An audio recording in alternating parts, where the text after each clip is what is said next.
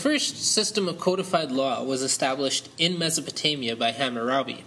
And Hammurabi was a Babylonian king who collected laws from the different city-states, the different regions in Mesopotamia, and compiled them into one coherent system.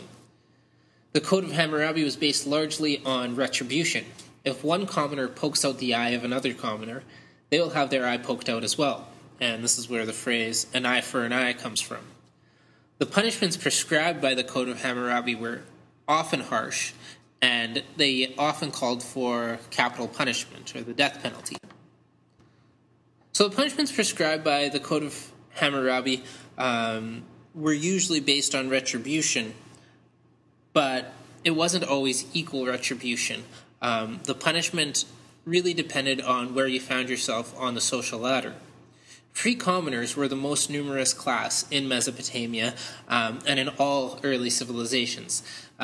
So a free commoner would be like a farmer, a police officer, a soldier, a craftsperson, a merchant, and so on. But it was the production of these free commoners that really supported the upper classes through the paying of taxes and tribute payments.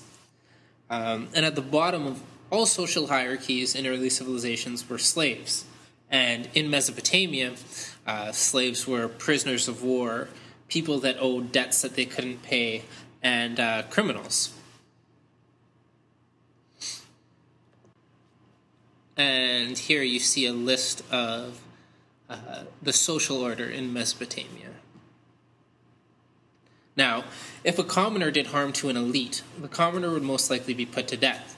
But if an elite person did harm to a commoner, they would likely have to pay a small fine to the commoner.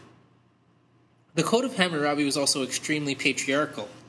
A wife caught sleeping with another man might be drowned at her husband's discretion, whereas a man was allowed to have sexual relations with female servants, but not with another man's wife. A man could easily obtain divorce, but a woman could not. Rape was a serious crime, but the perceived victim of rape was not the female being violated, but rather her father or her husband.